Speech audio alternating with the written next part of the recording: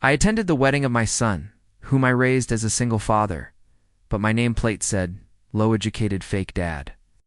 The bride's highly educated family burst out laughing.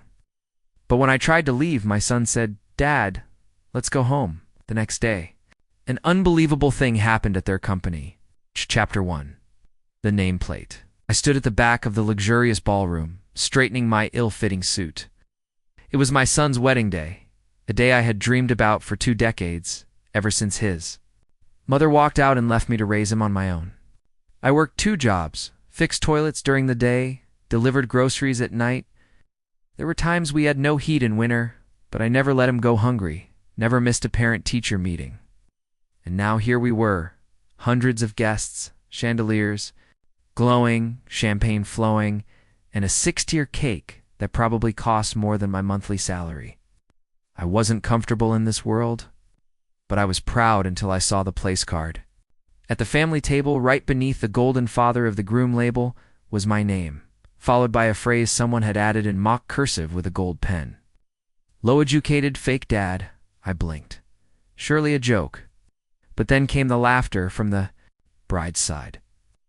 Her father, a retired university dean, snorted with a smug smile. Her mother covered her mouth, failing to suppress a giggle. One of her cousins whispered something to another, and they both looked at me and laughed louder. Heat rose up my neck. I looked around for my son, Jason. He was standing by the dance floor smiling as the photographer snapped pictures of him. And his new in-laws? He hadn't seen it. He couldn't have seen it. I quietly turned the nameplate over and tried to sit, but the laughter didn't stop. Then I heard it. "Well, what did you expect?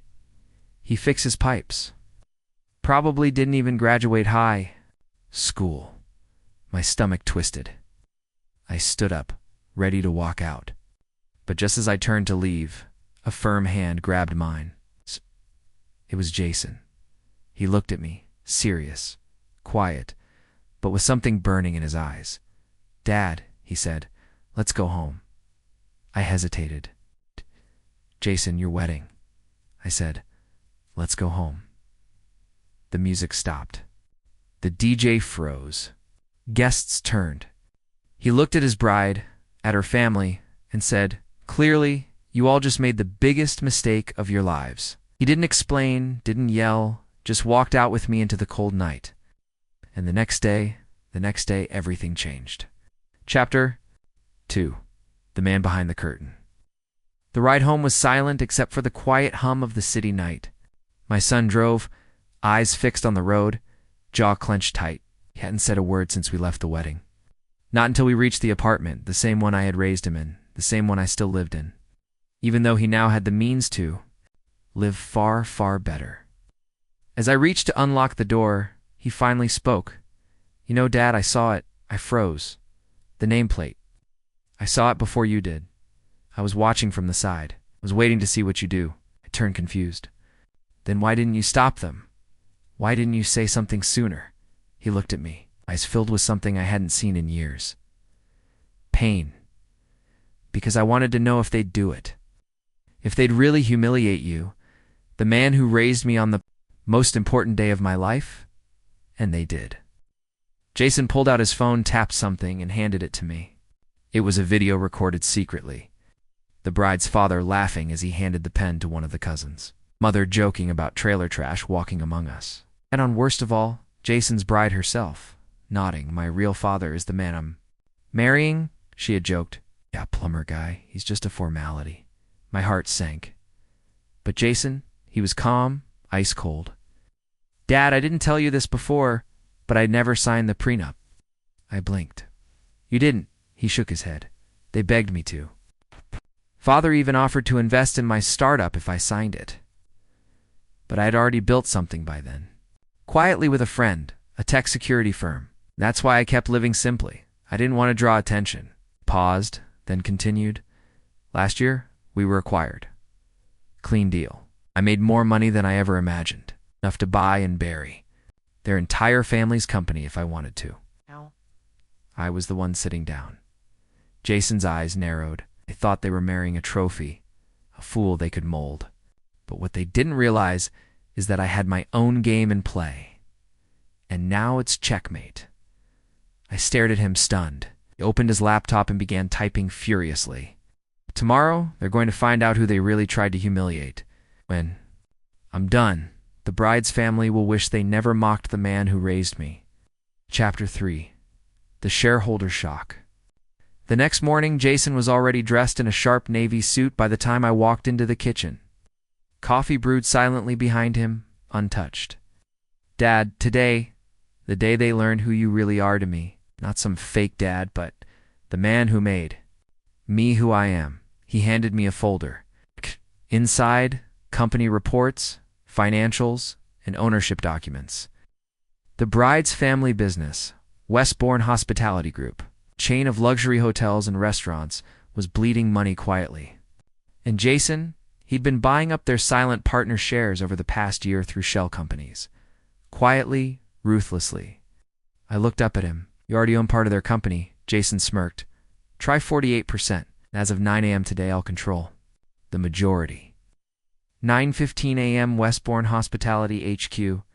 Jason walked into the glass tower with me beside him. Staff paused mid-call, jaws slightly parted. The same faces from the wedding, now wide-eyed and anxious. The conference room was packed. Her father, Gregory Westbourne, sat at the head of the boardroom table, still smug, still clueless. What's the meaning of this? He barked as Jason took a seat. Jason calmly placed a thick file on the table and turned to the board. Effective today, I control 51% of Westbourne Hospitality Group. Here's the proof. Here's the legal documentation. You can verify with your lawyers. A heavy silence, then murmurs this. Gregory reached for the papers with shaky hands. His eyes widened as the realization dawned. You little parasite. Jason didn't flinch. No, Gregory. I'm the product of the man you all mocked. The plumber you laughed at. The fake dad who worked 14-hour days so I could go to school. Who taught me honor, discipline, patience. The boardroom was dead silent. Jason turned to the others. Let me be clear. I won't dissolve the company yet. But effective immediately, Gregory, your daughter, your wife, and all members of your family are fired.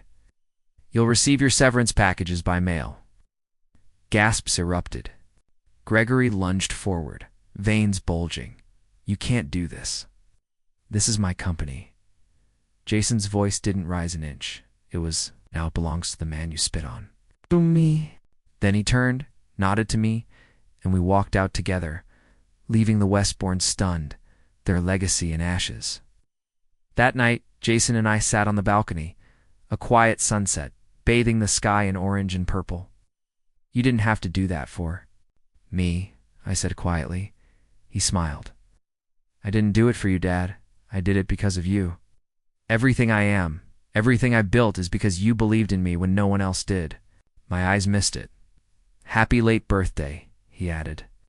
Next year, we'll celebrate it the right way. Chapter 4. One last knock at the door. 2 weeks passed. The news about Westbourne Hospitality's hostile takeover spread like wildfire through local LTR, media, and industry circles. Headlines ranged from Groomshock's elite in-laws to from plumber's son to power broker.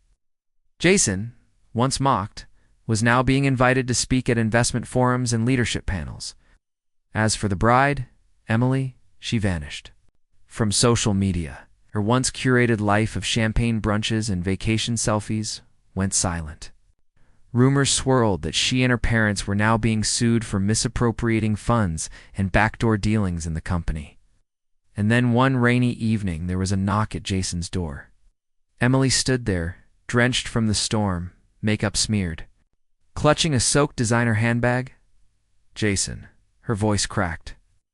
I made a mistake. I was under pressure. My parents, they always made me feel like you weren't enough, that your dad was beneath us. But I realize now, Jason interrupted, calm and composed. You realize now that the man you insulted owns the roof you're standing under. She looked past him and saw me sitting on the couch behind. Mr. Carter, I'm sorry. I was stupid. I raised a hand. Stop. You're not sorry for what you did. You're sorry for how it turned out. She froze. Jason pulled something from his pocket, a small envelope. Your parents signed this when they were desperate to offload remaining company shares. It's a clause that prevents any of your family members from ever working in or holding shares in any Westbourne-associated business again. He handed it to her. That includes you. Tears welled in her eyes. Jason, please. Can't we just talk? He looked at her one last time. You had your moment to talk. You chose mockery over love. You chose public humiliation over respect. Now I choose silence over reconciliation. And he closed the door. Softly but finally. Epilogue. Legacy. 1 year later, Jason launched a scholarship program for students from blue-collar families, naming it after me, the Carter Foundation. At the ceremony, when the mayor shook his hand and asked, "What inspired you?" Jason pointed to me in the front row. That man, the one who was laughed at for fixing toilets, the one who taught me that real worth isn't in bank accounts or degrees. It's in integrity, resilience, and heart. The applause was thunderous, and for the first time in my life, I felt like the richest man in the room. Was this revenge perfectly justified? Tell us what you would have done in the comments below. Like the story, share it with someone who needs this energy, and subscribe to Lauren's story for more jaw-dropping tales of B.